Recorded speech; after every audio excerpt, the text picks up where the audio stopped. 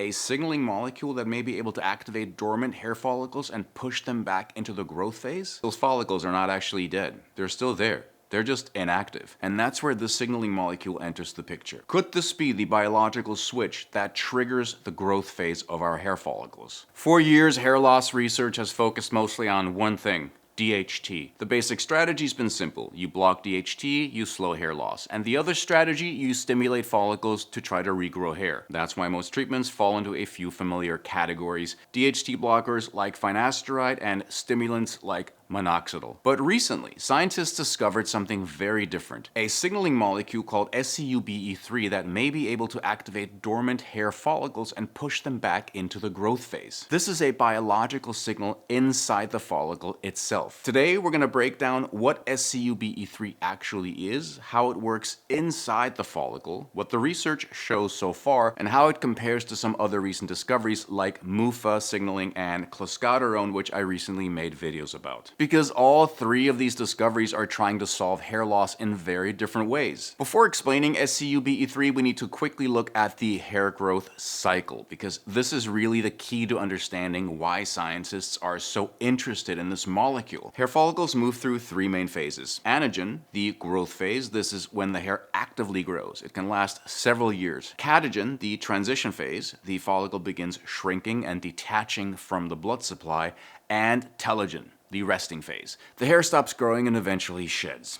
After that, the follicle normally goes back into anagen and starts producing a new hair. But in androgenetic alopecia, the most common type of hair loss, something different happens. The follicles begin to miniaturize. They get smaller. Hair strands become thinner. The growth phase gets shorter. And eventually, many follicles become dormant. Now, here's the important part. In many cases, those follicles are not actually dead. They're still there. They're just inactive. So a huge area of research right now is figuring out how to reactivate these dormant follicles. And that's where SEUBE3 enters the picture. So what is SEUBE3? SEUBE3 stands for signal peptide, CUB domain, EGF-like domain, containing protein 3. Doesn't exactly roll off the tongue, but what matters is what it does. SEUBE3 is a signaling protein naturally produced inside hair follicles. Specifically, it's released by cells called dermal papilla cells. Dermal papilla cells sit at the base of the follicle and they act like the control center for hair growth. They send biochemical signals that tell the follicle when to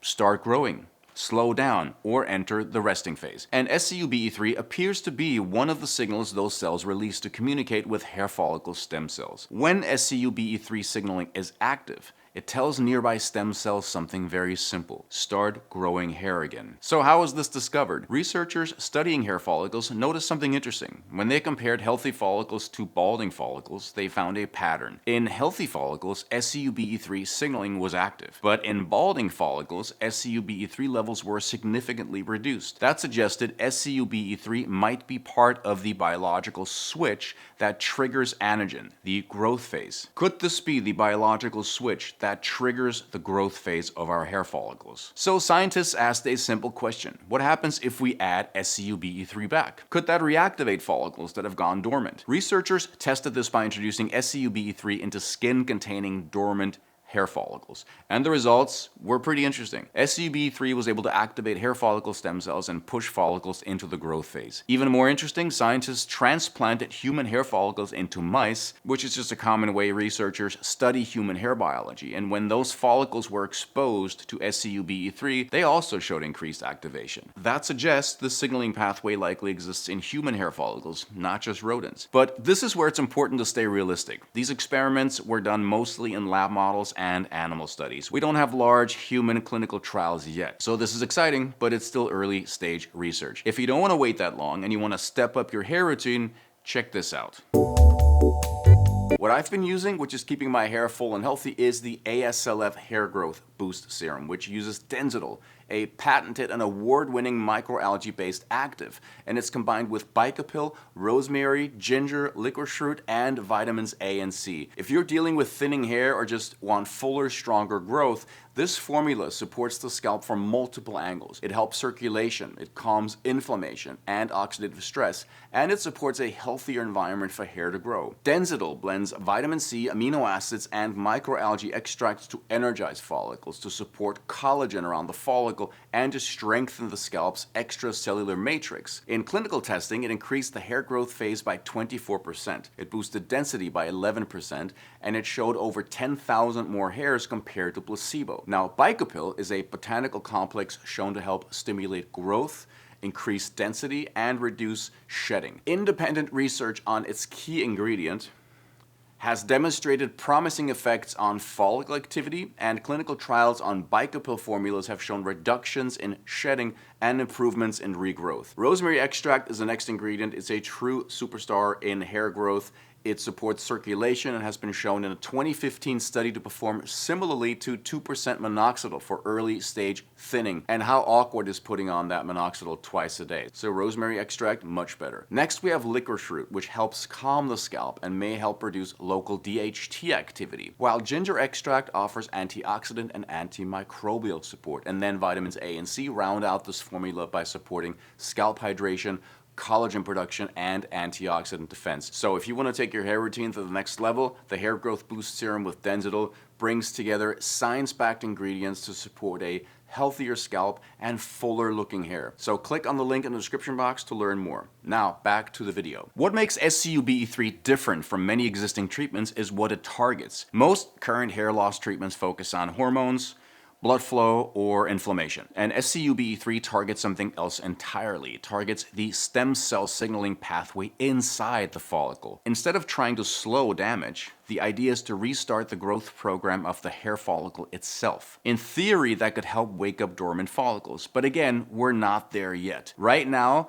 there are no approved SCUBE3 therapies, no commercial treatments, and much more research is still needed. So how does SCUBE3 compare to other recent discoveries? If you've watched some of my recent videos, you might remember two other developments in hair loss research. One involves MUFA fatty acids. MUFA stands for monounsaturated fatty acids. Researchers recently discovered that certain hair follicle stem cells rely on MUFA metabolism to properly activate and regenerate hair. In simple terms, MUFAs appear to support the metabolic health of the follicle stem cells themselves. So that discovery focuses on cell metabolism. Another development I talked about recently is Clascoterone. Clascoterone is a topical medication that blocks androgen receptors in the skin. So instead of lowering DHT in the bloodstream like finasteride does, it blocks the DHT signal local in the follicle. That's a hormonal pathway approach. Now compare that to SCUBE3. SCUBE3 is neither metabolic nor hormonal. It's a growth signal. It acts like a molecular message telling stem cells,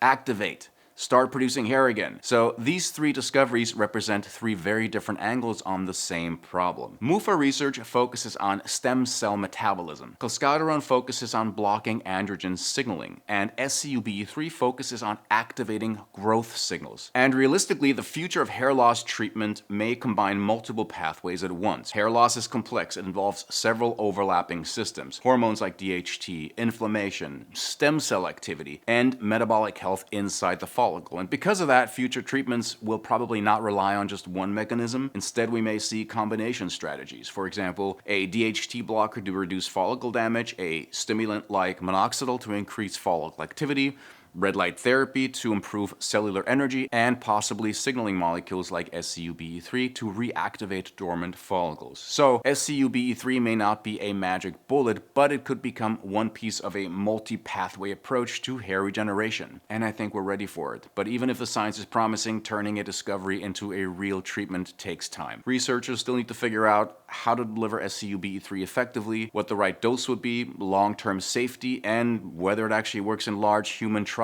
And this process can take years, unfortunately. So realistically, we're probably several years away from anything reaching the market, if it happens at all. My final thoughts: hair loss research is evolving quickly, and discoveries like SCUBE3 show that scientists are starting to understand hair follicles at a much deeper biological level. Instead of just blocking hormones or stimulating blood flow, researchers are now exploring the actual signaling pathways that control follicle stem cells. Now, whether SCUBE3 becomes a real therapy remains to be seen. But it's a fascinating example of how unlocking the signals that control follicle biology may one day wake up dormant hair follicles and restart hair growth. And that's something researchers have been trying to figure out for decades. Thank you for watching. Check out my ASLF Hair Growth Boost Serum, and I'll see you next time.